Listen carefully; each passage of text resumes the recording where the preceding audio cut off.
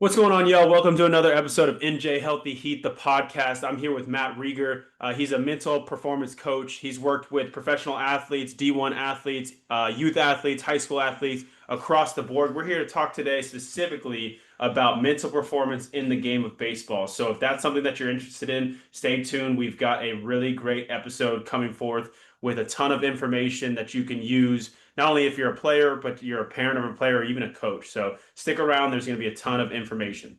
So without further ado, Matt, if you want to give a quick intro into who you are and maybe even a little bit about how you got into this field, this unique niche field that seems to be blowing up across all sports.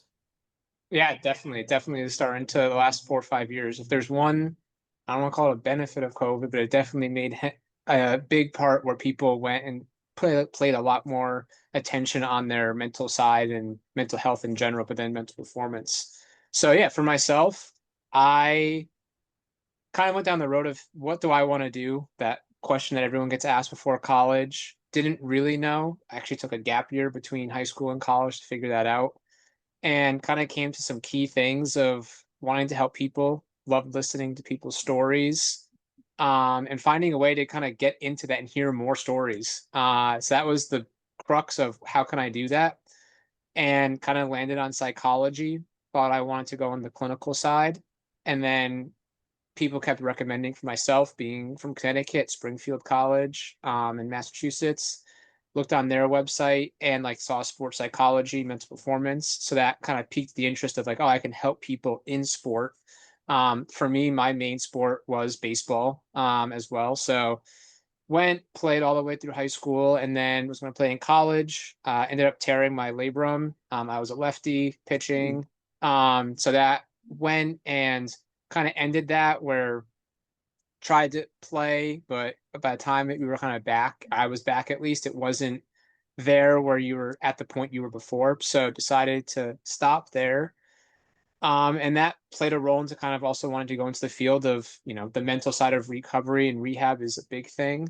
And yeah, the more I've kind of dove into it, went undergrad, master's in athletic counseling, and then all the way to my CNPC, so certified mental performance consultant. And the more I've dove into the field, it's kind of showed me how much these things apply.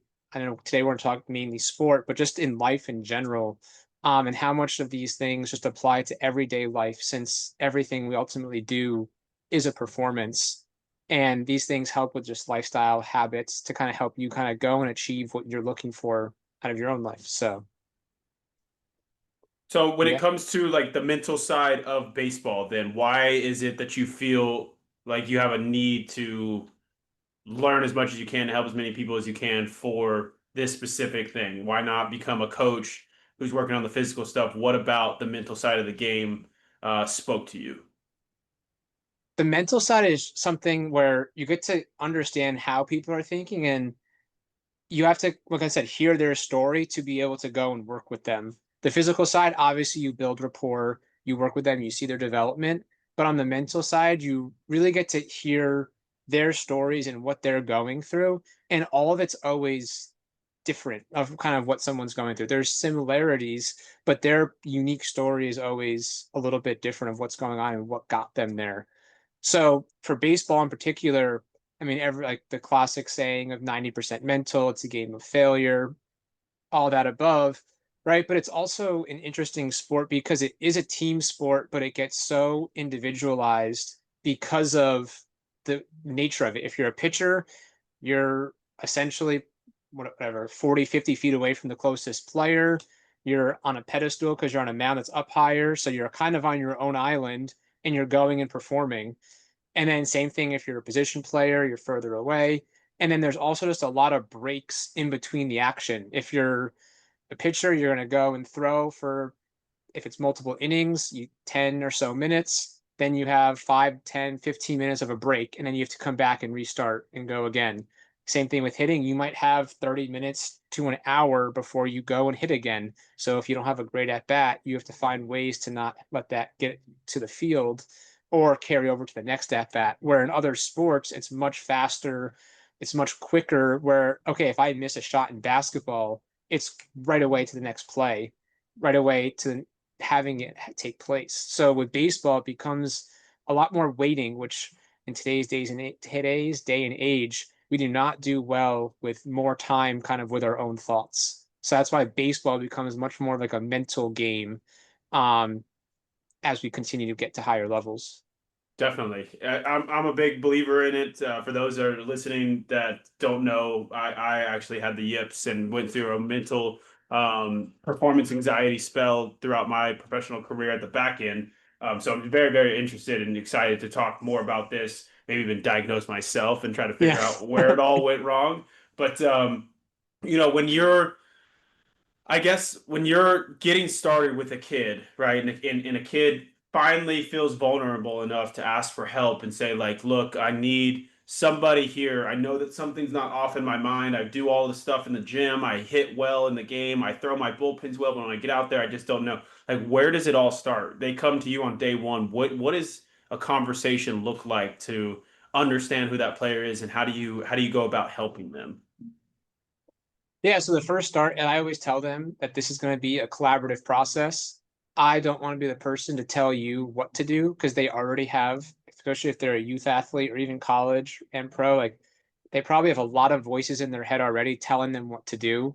And as human beings, we do not like being told what to do. So I tell them, I want this to be collaborative.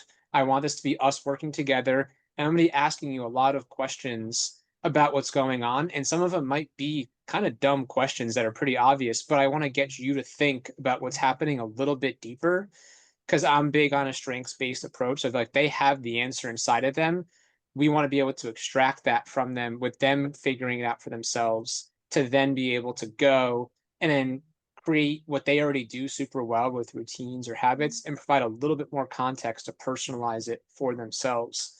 So that first session is kind of understanding what's going on because, right, we have a lot of people, our parents, friends, family, coaches that probably someone says like, hey, I'm struggling with blank and they already have the fix for it or how to solve it.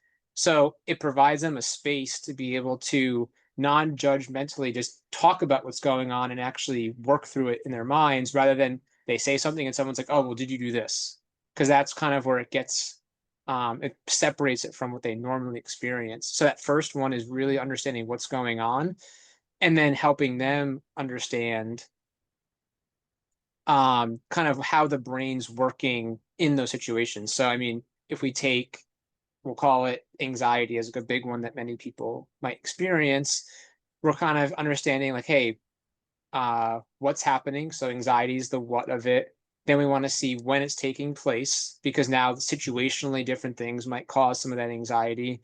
Then we got to figure out why it's happening, of what's why are they going and experiencing anxiety when they have two strikes on them? Where's their mind go? What's the situation or where's the situation? And then once we kind of can figure that out, now we can go into the how of how do we actually address what they're going through of like now strategies to be able to address that anxiety and then kind of use routines they already do, but provide some more context to those routines that can actually help them um, manage the anxiety and perform with it better. What is anxiety? Like in its most simple term, like what is it? Like I'm gonna go to the great Inside Out 2 of saying anxiety is trying to protect you and it's your brain trying to predict the future and plan for unknowns that could happen in the future. Um, so really anxiety is you trying to go and predict or be prepared for future events. So our mind is the only part of our body that could be in the past, the present, and the future, right? Our body's always in the present, but our mind can go everywhere. So anxiety tends to live in the future of what we're trying to predict. So if it's nervous about a test, right, you're predicting all the different outcomes that might be taking place. If you're pitching or starting the next day, it's like, well, is this pitch going to work? What if this pitch isn't working? If I don't have this one, what if there's a rain delay, right? All the scenarios and the what if questions is kind of where anxiety lives, that you're trying to almost produce an answer for any circumstance that can come up. And so where along the line of like a player's career do they really have you seen they start getting like performance anxiety? Like is it at a youth level? I feel like no, youth kid at the age of like 7 who's just playing in their backyard has any form of like performance anxiety, right? They're just having fun, hanging out. But somewhere along the way, and it's different from everybody, right? Mine happened to be at professional baseball. For some reason, I could perform all the way through high school, college, and then once I got to professional baseball, maybe the stakes were a little bit higher. I started to get that anxiety. But where do you typically see, like, oh, generally this is kind of the patterns of a player getting down the rabbit hole of performance anxiety? It's getting younger and younger. I'm gonna say as a safe answer, high school, like or like start of high school, but it's starting to creep younger and younger because players are now being put like more pressure is being put on them to make teams to get into certain schools. So it's starting to creep even more into like that middle school age. Like I mean, I've worked with kids as young as 7 on stuff. So like it's getting younger and younger. And I'm going to say the big piece of it is because so much is being put on status of what team you're on at a young age. It's not just playing to play the sport, but to like focus on outcomes of winning and execution and starting. So I would say puberty is typically like what we see in like research, but it's getting younger and younger because that we're kind of putting the pressure that you see at the high school and pro and college level at pushing it at younger ages of, well, so and so has to play really well to get into this private high school that can allow them to get to this better college. So it's getting younger and younger. So it's not like a set age, but it's pretty young now. Okay. And so it's all stemming from just like external factors of trying to perform and make, a team or make a lineup or anything. It's nothing like mentally that they're doing to themselves. Is that kind of what I'm understanding? Like it all is external. Environment's going to play a big role within it for sure. So that's where coaching, parenting plays a really big role in terms of how they're perceiving, we'll call it in air quotes, like success within it. If you're constantly praising getting hit, throwing well, winning the game, those things, right? We, as humans, we are going to repeat what we reward. So within that, when it's at a younger age of what's like the first question as a young kid, like a grandparent or friend might say when you get home from a game, right? It's like, hey, did you win? Right? It's probably the first question we get asked a lot. And what's that going to dictate us towards of like, well, winning is important, which I'm competitive, I want to win. But if that's the only measurement or focus, now it's going to put some anxiety. And now we're not just attaching winning as important, we're also attaching it. If I play well in this team or in this game, now it can let me play on this better team or set me up for better moments of better high school, right? It's freshmen in high school being like, well, I'm on the freshman team, but I want to play varsity. I want to be on this travel team because they get looked at by these colleges. So we're attaching so much more weight to the game of baseball besides just playing the game. There's so many pieces that attached of what it can do for me in the future, which then goes back to that anxiety of there's even more pressure on the performance. Would you say that like somebody who's dealing with like mental performance anxiety is mentally weak, or like what's the difference between being mentally tough and being mentally weak in that kind of context and lens? Because I don't know why I felt like I was mentally tough, and then like the moment I started to like have the yips, I was like, I guess I'm mentally weak. Like, are the two interchangeable between performance anxiety and being mentally weak, or are they different? How do you separate them? Yeah, I don't think mentally weak is like, I know there's a lot of terms, right? Mentally weak, mental midget. There's a lot of not great terminology to describe someone who might not be able to perform when the pressure is on. And like it comes down to how well you're able to adapt to a situation and interpret situations. So within, we'll say someone who's going and mentally, we'll call it in air quotes, mentally tough, right? They're able to take adversity and continue to grow and learn and build off of it. Where if it's someone who's not as strong, they might see a lot of those as threats and pressure and cause more anxiety because there's that fear of failure that's happening, and they're not able to adapt to the circumstances or situations that are taking place in front of them. Now, all of these things can be learned and trained and improved on. So it's not like I'm screwed if I find myself to be more anxious when performing, right? That could be trained and improved, just as the person who's also maybe better mentally. There's still things to work on and improve on within that. So I don't know if there's like a separation per se. It's more of stages that people are at that they can continue to work to get better in those areas of the mental side. Yeah, that's a really kind way of just saying like, Matt, you're mentally weak. All right, so I got it. We're moving on. Matt was mentally weak. What are you mentioned like it can be trained and worked on. Like, what are things that you immediately kind of go to? Obviously, you got to know each kid individually, but what are some tactics that you've seen work with two-part question with kids who have mental performance, and what are some things for kids who don't have it, who want to train it, right? Just Hmm. like anything else, you're trying to prevent that. You don't want to all of a sudden look up and be like, oh, I got mental performance anxiety. I don't know what to do. It's hopefully one of those things that's becoming a part of your game. You're learning how to deal with it before it even comes up. So, what are some things they can Hmm. do? I think a big thing is, which is not scary for some, right, is just putting yourself in challenging situations. And I think that's really important because right now I'm seeing a lot of kids who just struggle with, like, there's that fear of failure or making a mistake, even if it's in a safe way of they're going and doing a movement or an exercise or just asking a question. And there's a fear of, if I get this wrong, there's something bad going to happen.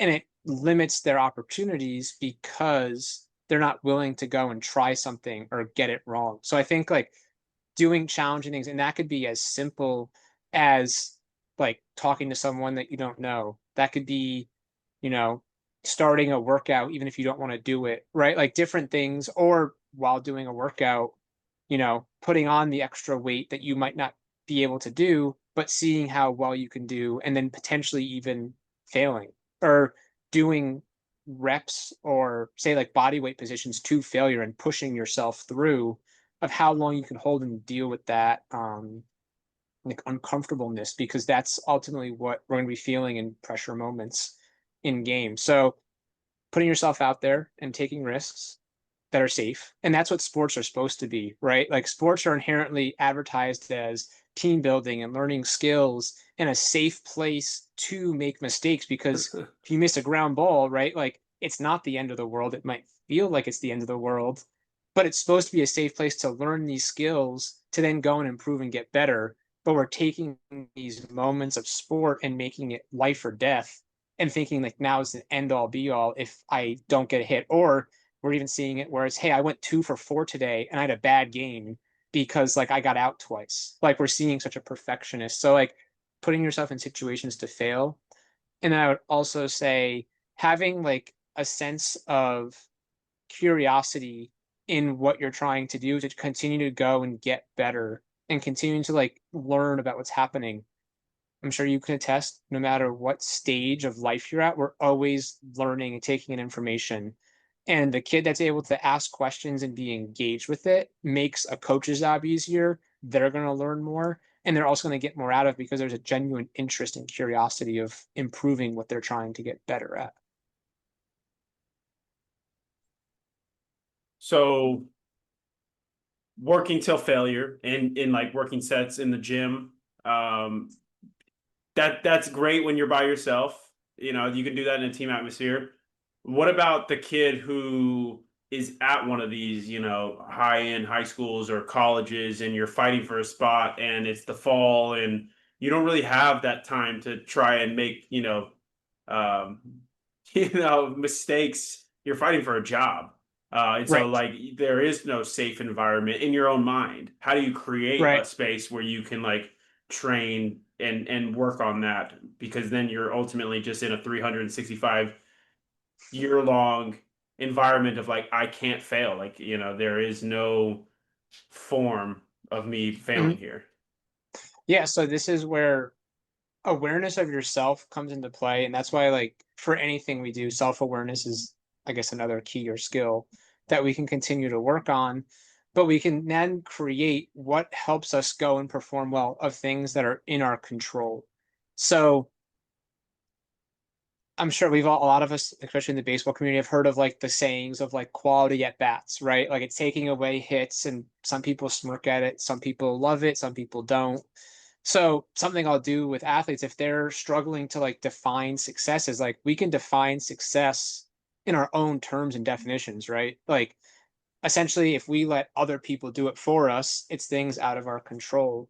So it's Hmm. coming up with those things that help you perform, that are in your control, that you can do every single rep. And that's your marker of success. So if you're a pitcher, right, you might say, like, hey, there's 3 or 4 things that really help me. It's, and this is very general things, nothing mechanical within it, right? But it might be like, hey, I want to take a deep breath. I want to get my sign. I want to find my target. I want to explode down the mound or rotate hard down the mound. And I want to throw it through the catcher, right? Very general, very basic, but something you can do on every single pitch. So now you have your checklist of a process that you do every single time. And then you can also reflect on it in between innings or after the game of like, hey, how did I do with this batter? Of and it did I go and accomplish my checklist of things that I know help me perform better? And now there's your controllable markers to then succeed. That, do they guarantee success? No, but it gives you the best and most likely chance of succeeding because you've done the work to find what those things are with your skill work, with your coaches, and all of that. I got a question from I put out on Instagram a couple like hey, what questions do you want me to ask while I'm on the call with you. One of them that kept coming through is like when a pitcher's on the mound just getting absolutely rocked and you're just out there and nothing can go your way. I mean, dude, yesterday, what's today, Tuesday? Sunday, I was at the Brooklyn Cyclones game. I was there seeing one of my buddies. He was on the other team. He's the pitching coach for the Spartanburgers, the single A team for the Texas Rangers. And in like the 6th inning, it couldn't have gone any worse. I'm talking about they could not get out of the inning. Multiple pitching changes. Every dude that came up there throwing it over the plate, ball getting whacked. Like, if you're a pitcher, you've been in that situation. How is it that you teach pitchers or baseball players how to handle those types of moments? This is specific to to pitcher. Yeah, it's tough. And that's the piece where I kind of say stuff in mental performance and sports psych, the concepts of it aren't challenging. The consistency of doing them, though, is where the challenge comes into play. And I am not going to say that when you're getting your bells rung and crushed on the mound that it's easy to work your way through, because it is not. It is not at all. The thing I kind of say is the biggest piece is you have to have some type of way. I'm going to say the big word of getting back to the present moment, back to your, I'm going to call ideal state. So everyone has a state where their activation or like intensity is at their ideal. And we don't have to be there all the time, but we have to be there at least before we're about to deliver the pitch or perform. So as a pitcher, right, that's, you get your sign, you're about to deliver. You want to be at this ideal state for yourself, which once again, much harder because you only have 10 seconds to kind of calm down after giving up a big hit. But kind of using that as your like compass of, or like navigation of like, hey, am I too amped up right now? Am I, and which in this case probably too amped because you're not the happiest. How do I now calm myself down to then get back to this ideal state before throwing the next pitch? So I think that like awareness again of where are you, too high or too low, to then get back to where you need to be. Um, so I'll say like that's kind of the first like awareness piece. The next piece is then, well, how do you get there in terms of doing it? And that's going to be different for everyone. I typically want people to, I don't know, you hear the classic sayings of flush it or forget about it or move on. And like they're all great, but doing it's not easy. So we're not trying to alleviate or get rid of what just happened. We actually want to notice and accept what just happened. Because the more we fight and try and forget it, the more we're going to be taking up our mental load of what's happening and thinking about it because we're trying not to think about it. So, I mean, to kind of piggyback on that, then, like, how does somebody flush it? What's a process of flushing it? Whether it be an error, a strikeout, you just gave up a grand slam. I'll tell a funny story. The one time I gave up a grand slam, I was pitching in front of my like childhood idol, Cal Ripken Jr. was at a game. I was playing with his son, and they come in, and I gave up. My buddy had just walked the house, and I came in and bases were loaded. And I think the first batter hit the grand slam. And I'm just like, this sucks.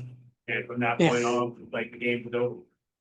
Like, how do you get rid of that, knowing that, like, wow, worst case scenario did actually just happen? Right. So yeah, in the worst case, I kind of call it like three P's. So we want to process what happened, we want to get back to the present, and then we want to proceed. So within that, process is what it sounds like. Actually, like notice what just took place, right? Like even if it is saying like I notice I just gave up a bomb, right? Like actually sit with it like for a half second, because like I said, the more you try and think of, oh, forget about it, move on, I can't think about that, oh, that pitch stunk, or whatever it might be, is going to go and add more mental, or take up more mental capacity or mental space in your mind, where if we keep going and just say like, hey, like this happened, right, it kind of settles us down. It's kind of like when we're really angry and you notice you're really angry, it kind of settles you down a little bit. Same thing, we want to notice what's happening. So that could also be done with what's like a physical release, right? So something to kind of release some of that anger of processing it. So that could be squeezing the ball really hard, something that people can't notice that you're doing. So that could kind of a caveat that makes it a little bit challenging of like What squeezing the about like ball, what yeah, about like like you can cussing like into your glove? You recommend that? What potentially, about just as long as you can't hear what's happening, right? Like something to release some of that steam, because we're not trying to get rid of it, we're just trying to process it, right? So squeezing your glove as hard as you can, squeezing the ball, um, throwing the ball hard into your glove, right? That's processing what just happened. And kind of, we're not, once again, getting rid of it. We're not fully processing what just happened, because we have, now with a pitch clock, or if it's high school, right, you have no more than 20 seconds to kind of do it. So we got to do it pretty quick. So it's just releasing some of the frustration into something. So that's processing. Then we want to get present. So we lived in the past. We want to bring it to the present of where we're at. So this is where we can use any one of our senses, because once again, our body's always going to be in the present, but also the environment around us is always going to be in the present. And we connect with our environment through our senses. So when you hear someone say having a focal point, or um, whatever that might be, of seeing something in the stands, we could also combine senses of, you hear people say like, oh, I'm going to swipe the rubber and like swipe it away, right? But we're not just doing it as an action, we're doing it as also like a focus. Because if you focus on that one thing of actually feeling the rubber between underneath your foot or underneath your cleat, seeing your foot swipe across, right, we're very present in the moment. So got us to ourselves, the present moment. And then we want to proceed, which is now the next step or next thing. So we processed, we're present, but now our brain is going to want to go somewhere because we haven't fully processed. So we have to give it a direction to go to, right? Because if we just, how many people say like, oh, I focus on my breathing and take a deep breath, but when I stop focusing on it, all the thoughts come back, right? So we have to give ourselves something to actually think about that's going to help us move forward or proceed with. So that's a cue or something of like, hey, like attack the next batter, right? And if you keep saying that, we're going to use our focus to help us move forward within it to now get back to where we need to be, but also proceed to the next pitch. now, is that something that needs to be trained, or is that something that like you just inherently have, or some people have it, some people don't, some people got to work harder on it. I'm sure it's just like anything else, but if I'm not ever practicing that and then all of a sudden I give up the grand slam and I'm just like, oh, I heard this podcast and I think I should get in the Yeah, present moment, and like I'm like, well, this didn't work. Like right. how often do I need to be doing that? And I think that's where it really, just like most things, right? Like it's going to be trying things out and seeing what works for you. So that structure of a physical action, getting present, and then a cue to move yourself forward can be done by anyone. Now it's finding what those right things for you are. And it gets personalized based off of stuff that they already do, because they, like I said, that collaboration of a process is going and seeing what they already do on the mound, say after giving up the home run, because they probably do stuff that they don't realize they do to help them reset. But now I just want to bring more intention to it rather than just like, casually swiping the mound, maybe taking a non-focused breath and then just trying to repeat again. Because also after the big home run or big hit happens or error, our brain starts running and wanting to move faster. So it's also an intentional way to slow ourselves down when our body wants to speed up and get out of it. So I guess to answer the question of like, is this for everyone? Can you work on it? It's more of having the knowledge of what to do and then practicing how you do it and what works for you is kind of the answer. So anyone can work on it, anyone can train it. Now it's knowing a process and kind of playing around with it to then be able to work through it. And then doing it in bullpens, doing it in live at bats or scrimmages, and finding what works. Now, if I'm a teammate of a guy who made the error, who gave up the grand slam, who gave up, Mm-hmm. who had the big strikeout in the clutch moment, and I see that like they are mad, right? And like you're trying to calm them back down, or I'm a coach of one of Mm-hmm. these players, what do you say? Obviously, there's not really a wrong thing that you can say other than like maybe yell at the kid, but there's definitely some things that are probably better well received at different times, throughout that process. You know, you strike out and somebody comes up and says, "Hey man, it's gonna be okay." Like that's an okay answer, but like, bro, I ain't trying to hear that right now. Like, get away with me. Get away from me with that. Like, what can Right. somebody in the dugout tell a kid, and when do they know, like, hey, it's my time to maybe go pick that guy up? Yeah, it's different for everyone. It's a real tough, right? Some people need the time to be, it's kind of knowing, I guess it's how well you know your teammate, right? Some teammates need like other people to come help pick them up because they aren't doing it well by themselves. Some people are able to do it well by themselves and they need that space between the moments. But I think that's the part where if you have a strong process and routine, it could just be like if someone knows that, it could be telling them like, hey, like let's get back to your routine or your checklist or your cues or your reset routine, right? Like if we can get back to those, like it could just be like that reminder for them to like get back to what they do. Because right, we don't want to hear the blanket positivity of like, oh, you got the next one, or like, hey, like you're good, keep going, right? Like that's just general, it's not personal, tends to piss people off probably a little bit more because like you don't know what I'm going through. So Yeah. if you kind of can attach it back to what they do, and if people can know what that is, then it can kind of help them move forward. And once again, we're still going to have these feelings, we're still going to be annoyed with it, but within sports and performance and like baseball, right, you get that tiny window if it's a pitcher or like even if you swing and miss at a pitch, right? It's can I essentially process it really quickly, notice it, and then move on to the next pitch really fast. And then it's really after the game that you fully process what took place because we're trying to like melt. I'm going to use like a snowball analogy, right? Like we don't want it to keep going down the hill and building up size. We want it to just kind of like stay where it is and maybe diffuse it a little bit, maybe melt it a little bit, rather than letting it just keep spiraling down and getting bigger and bigger. We're trying to stop that spiral. And then afterward is where you actually go and process the thoughts and feelings that took place, say giving up a big hit or having a really difficult outing.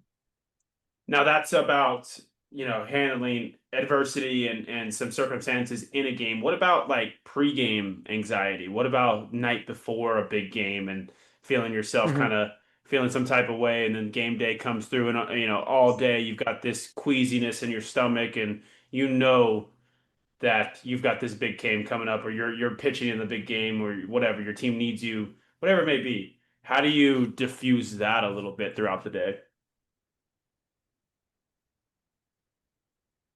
Once again, it depends on the person, which I know is a classic answer, but like within that, right, there's a lot of different ways. So I think a big thing is like making sure I guess the simple way is making sure you know your plan and routine. So re-emphasizing it to yourself. Do I have cues for each one of my pitches? Do I have cues in the batter's box, right? Because these kind of, you said like worries or pressures, right? Is your brain trying to essentially get you to not have an embarrassing moment where you make a mistake? right? That's what it's trying to figure out. So it's trying to come up with a plan for success of the future, which you can't fully control. So if we can kind of in those moments take a step back of like, hey, what is my approach? What is my plan of attack at the plate or on the mound? It's going, and you can either say like affirmations to yourself of your plan, right? Like um I go out and pitch with effort every day, right? Or I compete against every batter. I pitch every pitch, one pitch at a time, right? Like different things. Cause what we're doing is giving our mind like a focus to actually think about rather than letting it run wild of all these possible scenarios moving forward. So like I said, there's a number of different things, whether it's asking yourself directed questions like what gives me confidence on the mound? What are my strengths when I play? Like I said, like what is my process at the plate or on the mound? There's mental imagery, there's scripted meditation, right? It's all about what you need, ultimately leading up to kind of like that ideal state that I mentioned before that gets you to your ideal state by pitch one or whenever you need to perform. So if it's someone who needs to be calmed down, maybe it's breathing, maybe it's some affirmations. If it's having to be amped up, maybe it's quicker pace breathing. Maybe it's more action self-talk of like, let's go, let's attack, let's dominate, let's compete, right? Kind of things that kind of lift you up. So it's based off of that awareness of where you need to be and then getting yourself to that state by pitch one or at bat one that you're going up to. Yeah, that's interesting. Just kind of knowing yourself. I use it as like high motor, low motor type kids. So like the kids who are just go, go, go, go, go, and maybe they need to be calmed down. Those are your slower breathing kids. Hey, maybe it's a box breathing, like we kind of talked about. Maybe it's meditation Right, beforehand, finding 5 minutes of quiet time to just be chill. And the kids who are just like good baseball players, but they're a little bit low motor, they're a little bit lethargic, they're a little bit slower moving, and they play well. It's just like, hey, we got to get you going. So then it becomes like right. the faster breathing. What is a faster breathing technique? Like, Yeah, you know, shorter, like choppier breaths. Yeah. yeah. So like as a general rule of thumb, like your exhale is the thing that calms you down. So like when you see kids that take like a really big inhale and a small exhale, that's actually like amping them up and exciting them. It's the exhale that actually activates like the parasympathetic nervous system. So if you want to amp up shorter, choppier breaths, if you want to calm them down, it's longer exhales in the breath, longer exhales than the inhale. Interesting. That's awesome. Good stuff right there, man. Let's go. Now I got a question for you. What are the yips? How do you define what the yips are? uh it's a it's a very it's hard. There's so many things, right? And there's a lot of neurological things, there's a lot of mental things, and there's a lot of things that can take place that lead to you kind of developing them, whether it's something with your neurotransmitters that are off, whether it's a specific moment that a coach got mad at you, you make a mistake. There's a lot of things that take place with the yips, and it's really hard to kind of pin down what causes it and how to treat it. For I know it's been broken down as like like a neuromuscular thing where hey, something's not firing the way it's supposed to. And there's also more where it's kind of that performance anxiety spot where it's going, and like I said, you made a bad throw, it was in a big game, and your coach got mad at you, your teammates got mad at you, you lost the game, and that is just ringing in your head. That can kind of cause the yips, and it's also just overuse, right? So and getting very like internal with your thinking. So kids going and a lot of stress, a lot of pressure, um a lot of anxiety of what's going to happen, and thinking I have to try and control every movement of this throw or swing to then get the result, when in reality we want to be more like external with our focus than internal. So the yips are essentially, in a brief way, of like you're performing not at your best because you're over processing what's happening on the anxiety side. And then for some people there is more of like a dystonia, like neuromuscular thing happening that's kind of not firing the way it's supposed to because it got overused in a sense. Overused how? Like I overused my Like arm when and you like do it's when, tired. like when you go and like do a repetitive motion over and over and over and over again, sometimes it goes and like something isn't firing the way it used to from like doing it constantly, repetitively over and over again.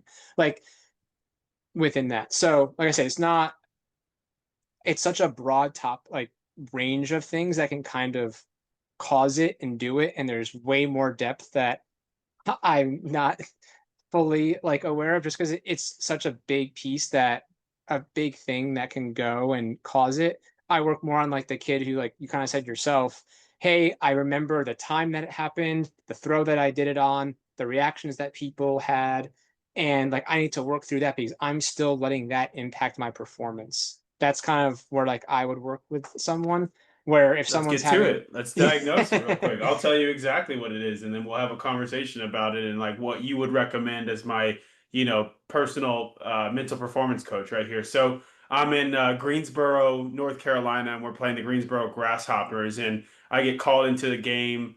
Um, it's a local game. I've got some friends that I invited because I went to school right around the corner. So there's that external factor of like I've got, peers here that I want, to see me in a professional uniform do well. I go to the bullpen. The bullpen is one of those bullpens where the catcher is facing the opposite way. So if you overthrow it, everybody in the stadium knows that you made a bad throw because the whole game has to stop.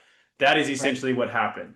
I go and I make a throw and after that, I'm just like, well, that sucks. Everybody now knows that like I made the throw. I stopped playing catch and I'm just like, whatever. Like I was hot anyways, kind of disregarding it, trying to get focused for the game. Go into the game and out of nowhere, I spike a ball at like 46 feet. And I'm like, well, that's never happened before. Like, I don't know where this happened. I kind of go through it. I kind of like, bump and grind, I guess, my way through this outing. And I was just like, well, I'm Mhm. just gonna chalk that up as a really bad outing. Like that. I didn't give up any runs. I was a little bit more wild than I am, and whatever. Like it just is what it is. I'm gonna flush it.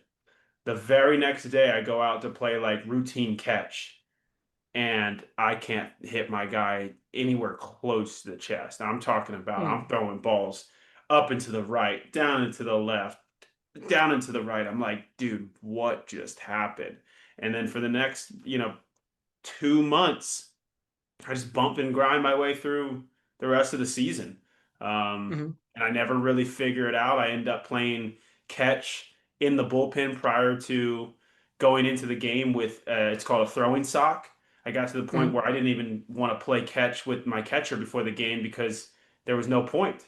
So I just threw it into a throwing sock and got myself warmed. And I was just like, all right, fellas, well, here goes nothing. And I try to like make a joke out of it for everybody because everybody knew I was struggling. But you Mhm. know, that's kind of my story. So how would you break down that? Because I'm sure it's similar to somebody out there listening to this, just Mhm.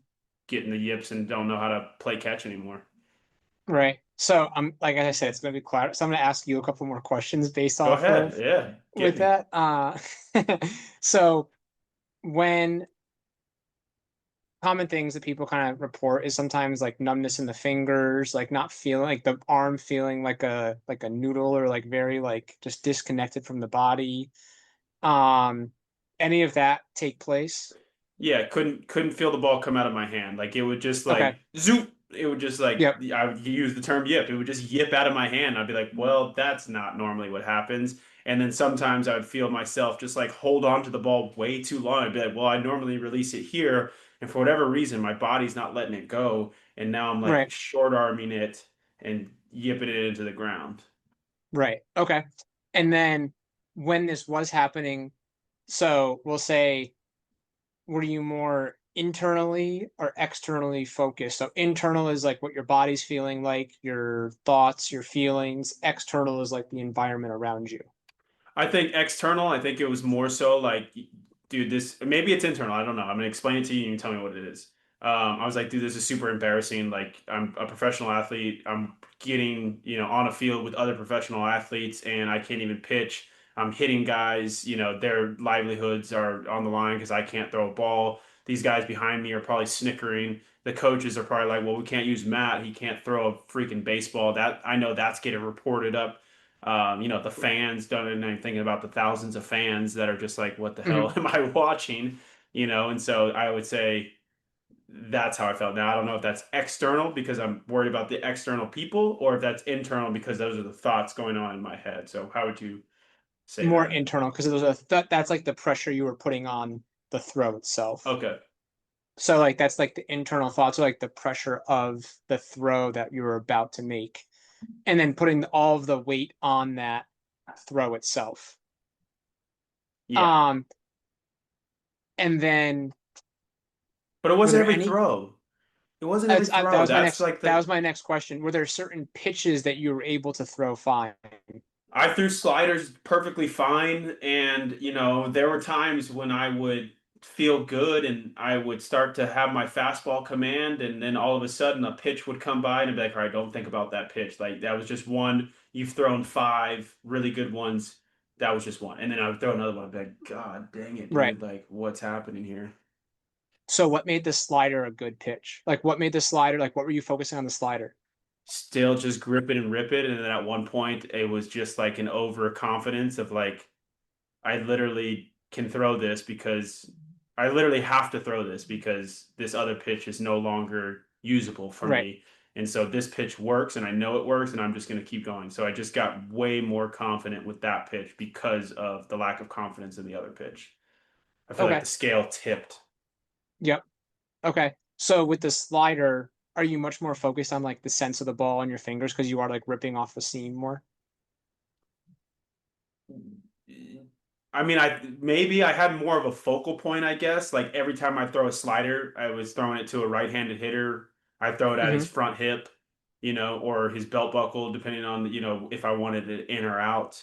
Hmm. And so I feel like I had more of a specific spot as opposed to my fastball, where it's just like I'm trying to throw it through the catcher and I'm just trying to throw it at this Right. vicinity. Okay. Yeah. So like right there, once again, in a quick 10-15 minute answer, Yeah, there you go. right? Like Yeah. right, like right there, when you go, and something I'll do, right, is like have someone look at a specific spot, right? When you're really dialed into that, our mind can only focus on one thing at a time, right? So if we can use that to our advantage, when you were locking in on like the belt buckle, or like you said, the righty's hip, right? You were setting your target on that one spot, but you probably weren't thinking too many other things other than like get it there, right? So that's how having an external focus, letting your body kind of guide the way, and that's more of the naturalness that comes with the throw, letting your body just lead you there versus trying to like have a more broad focus. Right now, like I can look out in front of me and still talk to you, but not be like fully locked in on something. It can let my mind wander a little bit. So that kind of can allow you to start thinking about mechanics, the pressure of the moment, friends there, spiking the ball, people's livelihood. But if you're really, really locked in on like one specific thing, right, and it's external, now you're just letting your body move to that position and move more naturally. Versus if I'm trying to think of like, okay, I have to get my arm up, I have to be on time, I have to rotate, I have to whip through, I have to get it to the catcher, right? Like a lot of things, it just lets you naturally move in that direction rather than force your positions to get to that spot. Does that make sense? It does, and I just feel, I don't want to get too long-winded with this because, Yeah. that's not the point of this. But I feel like there were times when I was focused. Is that one of those things where like I'm wanting immediate, validation that this worked, and maybe it doesn't work, and so I abandon it, or because I tried so many different things. Obviously, having them for two months doesn't sound like a long time, but when you're playing baseball every single day, that's Right. 60 days. That's multiple, maybe 15 to 20 outings plus 60 days worth of catch play. Like that's a lot of time to spend Right. trying new things. And when I was trying to hit a guy in the chest or anything like that, like it just didn't seem to work. And for whatever reason, I don't know what happened, but just dropping the baseball and coming back to it, months later, for whatever reason, Yeah. I was fixed and it just went away. And I Right. still performed. I still had to go down to Mexico and pitch in front of thousands of people and play on a professional baseball setting and play catch with professional athletes. I don't know where Yeah. I that. guess. Yeah. the other question I guess I would have is like when trying to throw the fastball, did it feel like there was so much open space to go and like hit the spot where you can like throw it anywhere, or too small of a space where it was so narrow that it was like I have to be perfect? It was definitely perfect, man. It was just like, Okay. look, it was like, if I don't hit this guy, look at all this space behind him in which that ball can go. Like, and then at Okay. one point, I'm standing on the mound. I was like, how does anybody do this? Like, how does anybody throw this Right. ball straight to this catcher without throwing it in all of this open space?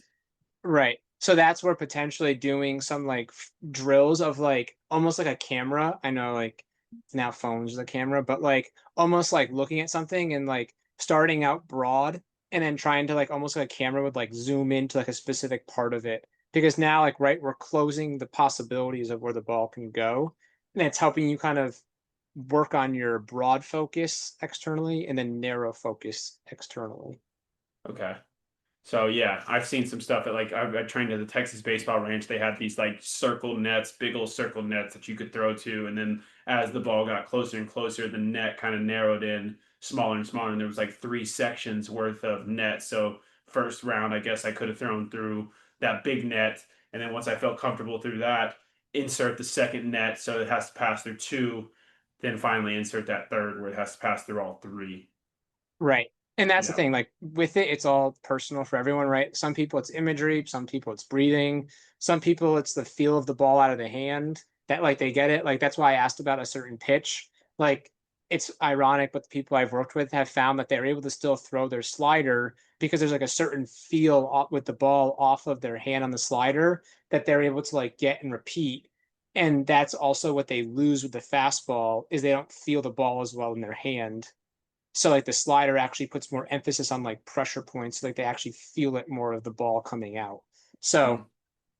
yeah, different for everyone, but a slider's pitch that people at times, not everyone, I found with the yips are able to throw consistently even with it, and like that's like their go-to pitch because, like I said, like they're focusing of like this hard rip off of the ball to get the slide or sweep that they want.